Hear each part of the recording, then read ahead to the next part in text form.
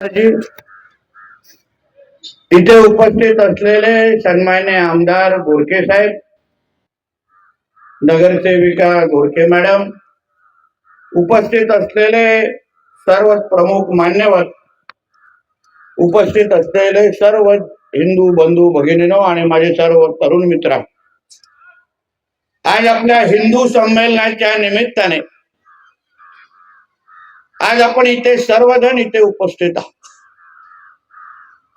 राष्ट्रीय स्वयंसेवक संघाच्या जन्मशताब्दी वर्षाच्या निमित्ताने देशभरामध्ये असे हिंदू संमेलन देशाच्या आणि राज्याच्या कानाकोपऱ्यामध्ये आयोजित केलेले आहेत. आणि अशाच एका हिंदू संमेलनाच्या निमित्ताने मी माझे विचार मांडण्यासाठी आपल्या समोर इथे उभा आहे.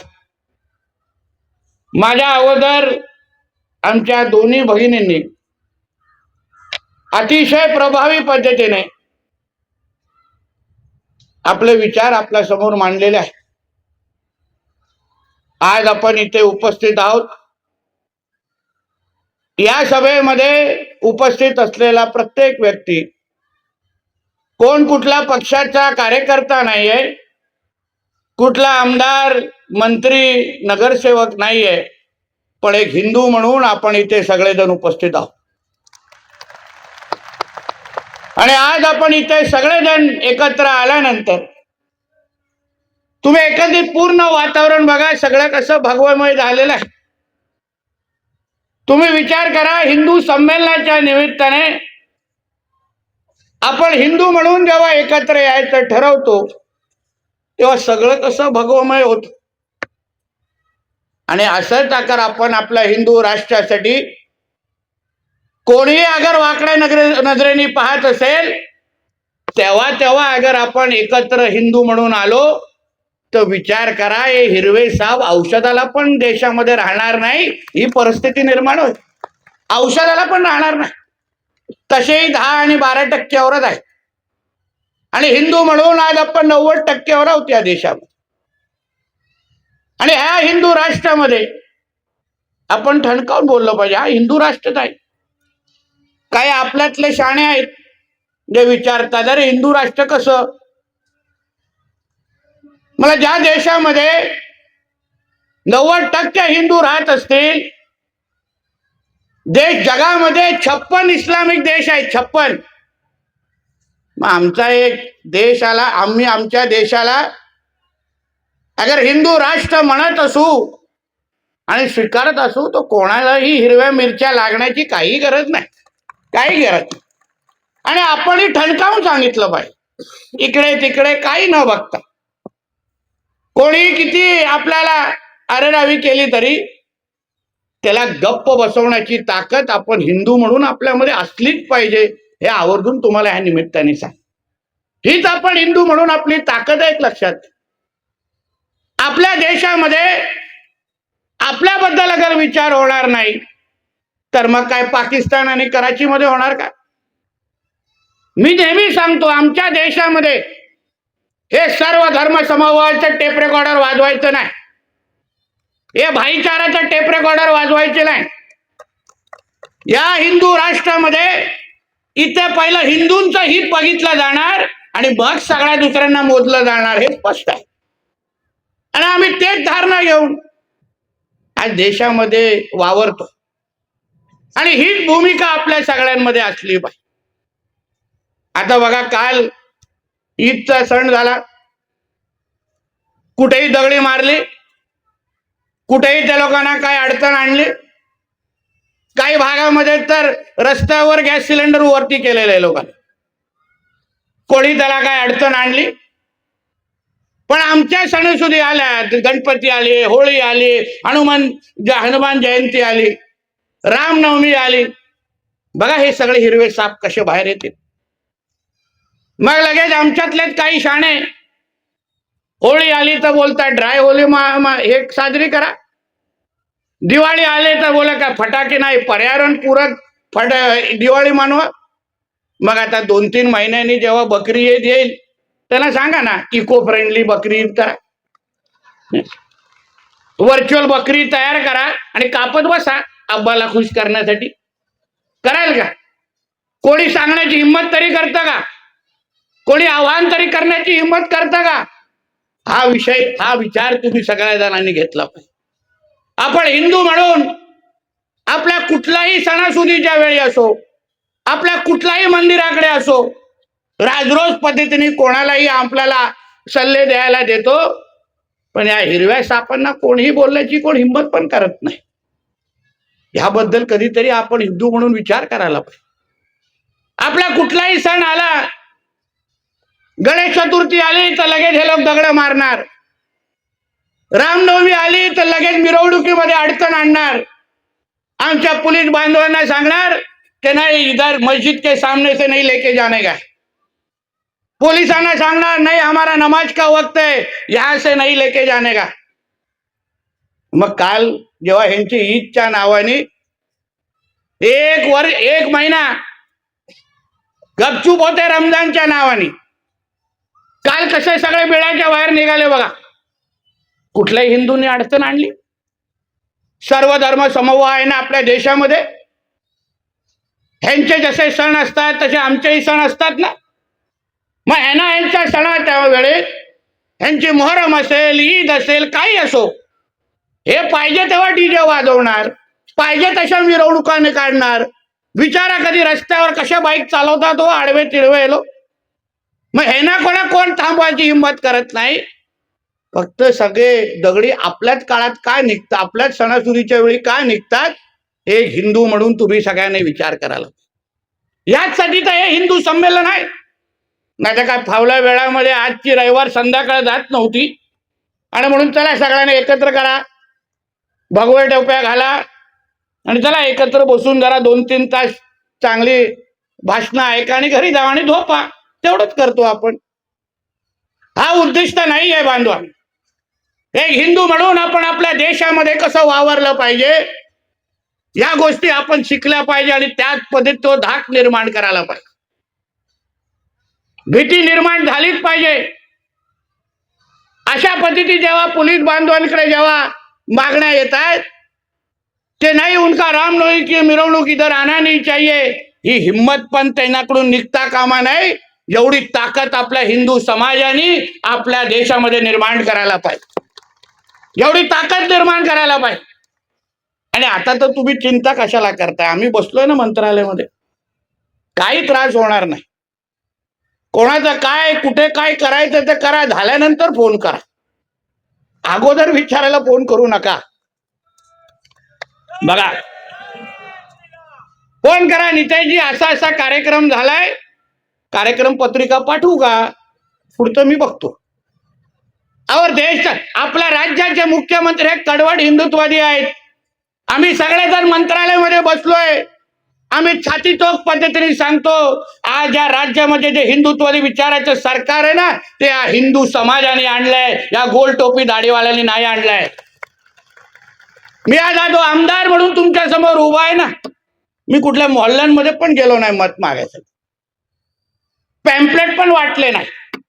विचारा आमच्या कोकणातले लोक आहेत इथे, विचारा.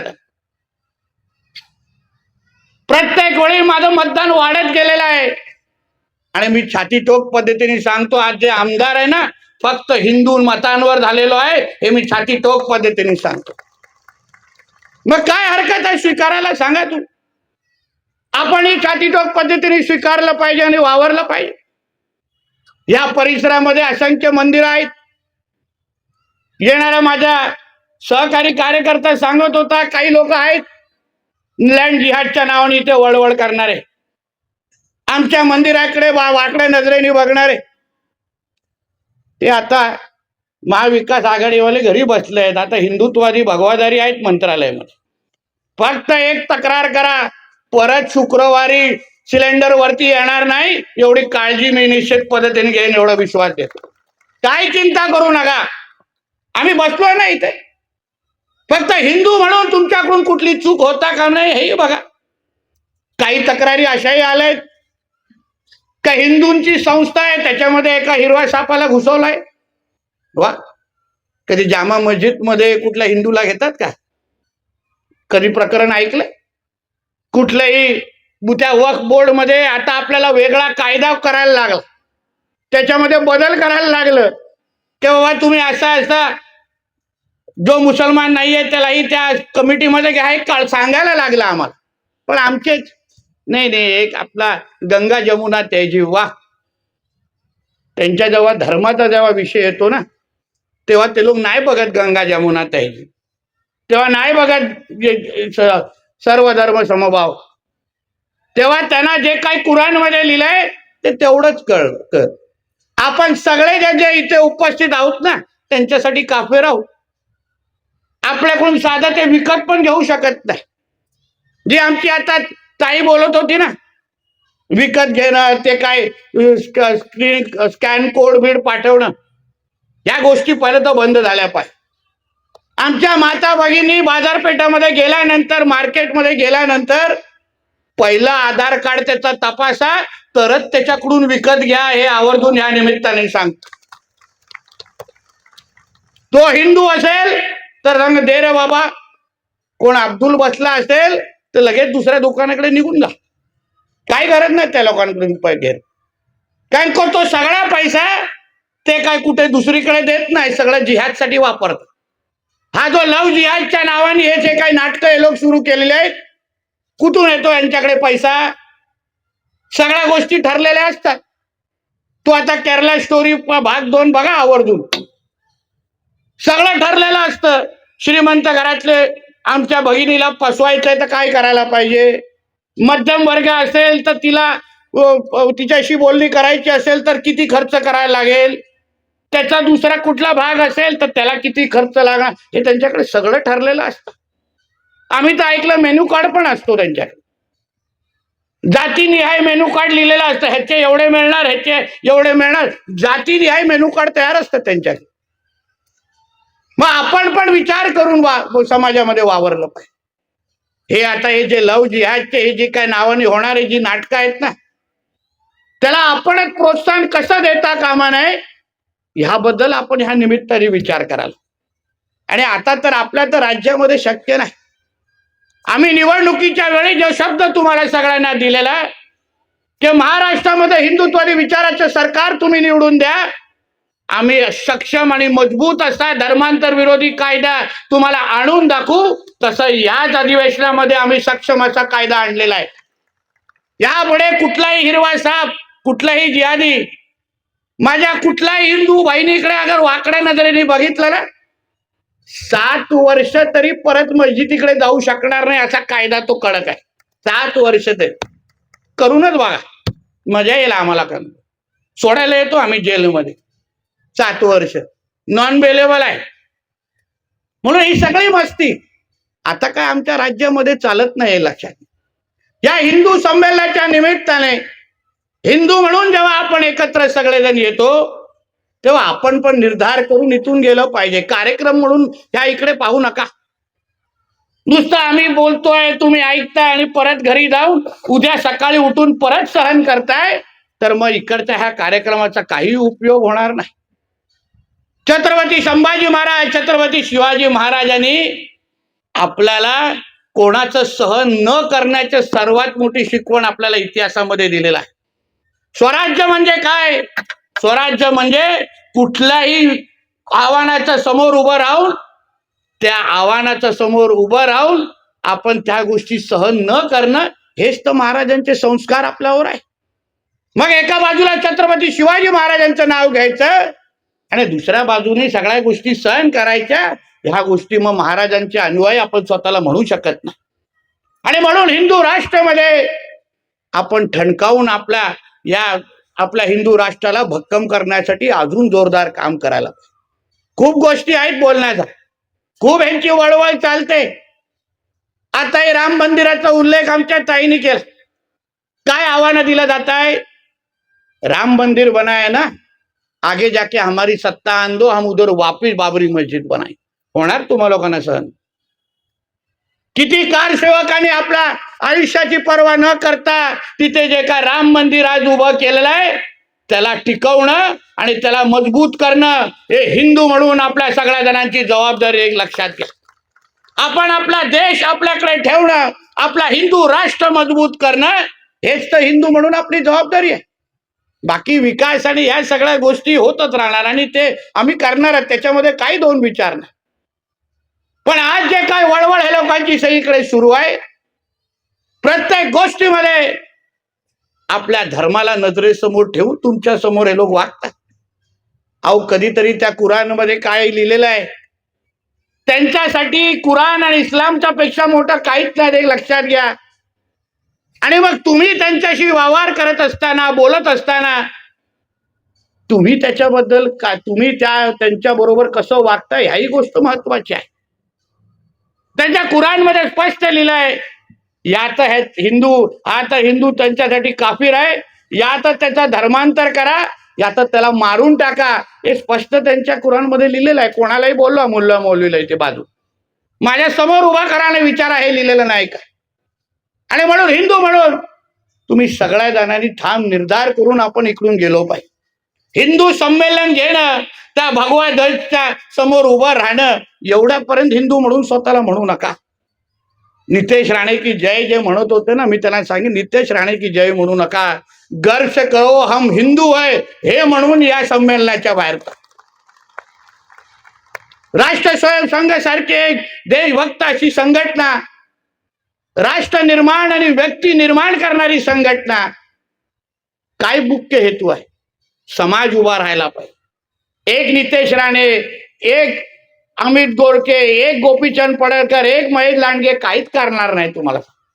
जेव्हा हिंदू म्हणून आपण समाज म्हणून जेव्हा उभं राहू, कोणीही आपल्या देशाकडे, हिंदू राष्ट्राकडे, आपल्या भगवा ध्वजाकडे कोणी अगर वाकड्या नजरेने पाहत असेल, त्याला हिंदू म्हणून जेव्हा आपण उत्तर देऊ, मी तुम्हाला सांगतो, हे कोणीही तुम्हाला तिकडे वाकड्या नजरेने बघू शकणार नाही. कोणीही तुम्हाला इथे लव जिहाद, लँड जिहाद सारखे प्रकरण करू शकणार नाही. तुमच्या भागामध्ये अगर कोण तुमच्या मंदिराकडे वाकड्या नजरेने पाहत असेल, तर हिंदू म्हणून तुमचा धाक आणि भीती निर्माण होणं हे अत्यंत गरजेचं आहे. हे आवर्जून या निमित्ताने सांग. कोण बघू शकतात त्यांच्या मस्जिदीकडे वाकड्या नजरेने? असे इथून कुठून कुठून बिळातून बाहेर निघतील तुम्हाला कळणारी नाही. मग आपल्याकडे कुठोनी मंदिराकडे वाकड्या नजरेने पाहिल्यानंतर का लागतो तुम्हाला नितेश राणे? कशाला लागतो तुम्हाला महेश लांडगे? का उभा करू शकत नाही समाज म्हणून? आपण वरती पुढे उभं राहू का नाही शकत? समाज म्हणून त्यांना उत्तर का देऊ शकत नाही? अशी मस्ती कुठल्या हिंदूंनी अगर पाकिस्तानमध्ये केली, त्याला जिवंत तरी ठेवू शकतात काय? कुठलाही इस्लाम राष्ट्रामध्ये केलं तर त्याला जिवंत तरी ते लोक ठेवतील का? मग आपल्या हिंदू राष्ट्रामध्ये अशी हिंमत होतेच कशी? आपल्या माता भगिनीकडे हे लोक वाकड्या नजरेने बघतातच कसे? अहो, कायदा तर बनलाय, पण एवढं धाक आपल्या सगळ्यांची निर्माण झाली पाहिजे की कुठल्याही आमच्या हिंदू बहिणीकडे वाकड्या नजरेने पाहिलं तर तो घरी जाताना त्याचे पाय कापले पाहिजे. एवढी ताकद हिंदूंची तयार झाली पाहिजे, एवढी ताकद हिंदूंची तयार झाली पाहिजे.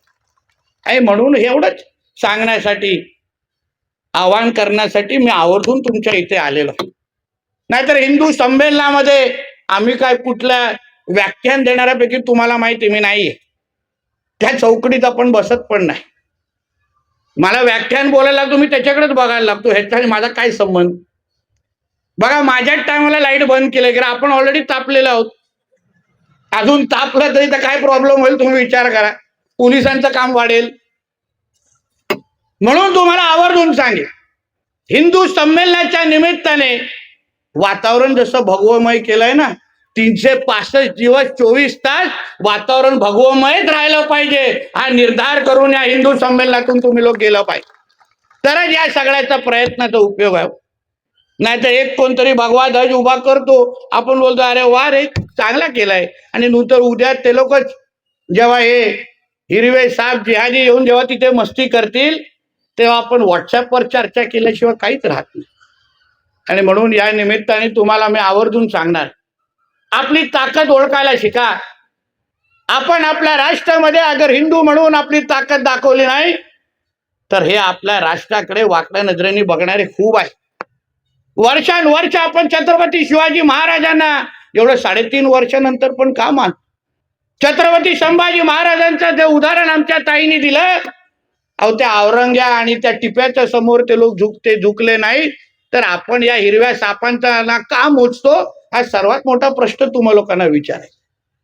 सभागृहामध्ये बघितला असेल तो आपला जितुद्दीन मुमराचा, त्याला वाटतं महाराजांवर बोलल्यानंतर त्याला 2 पायावर आम्ही जायला देऊ. ठीक आहे, आपण सभागृहामध्ये होतो म्हणून त्या भाषेमध्ये त्याला समजवलं. शिवाजी महाराज आणि संभाजी महाराजांकडे कोण वाकड्या नजरेने बघणारे, कोण उलट सुलट बोलणारे आपल्या महाराष्ट्रामध्ये राहू शकणार का, याचा विचार तुम्ही या निमित्ताने करायला पाहिजे. म्हणून या पुढेही मला अजून एक हिंदू संमेलन आहे, पुढे जायचं आहे, पण एवढा विश्वास आणि शब्द घेऊन तुमच्याकडून जात की या हिंदू संमेलनाच्या निमित्ताने हा जो काय प्रयत्न केलेला हिंदूंना एकत्र आणण्याचा, यापुढे या भागातला प्रत्येक हिंदू जेव्हा जेव्हा कोण भगवाकडे वाकड्या नजरेने बघेल, कोणालाही न विचारता पहिलं त्याची स्वतःची ताकद दाखवण्यासाठी एकत्र येईल, हा शब्द तुम्ही या निमित्ताने एक दुसऱ्याला दिला पाहिजे. तरच या हिंदू संमेलनाचा काय उपयोग झाला, तरच आम्ही सगळेजण तुमच्याशी येऊन काहीतरी बोललो, तुम्हाला काहीतरी कळलं, अशी भावना आमच्यामध्ये आहे. तेवढं तरी समाधान वाटेल. नाही तर एवढी हवा भरल्यानंतर उद्या परत हिरवे साप इथे वळवळायला लागले तर मग ठेचण्यासाठी मलाच कोकणातून परत यायला लागेल.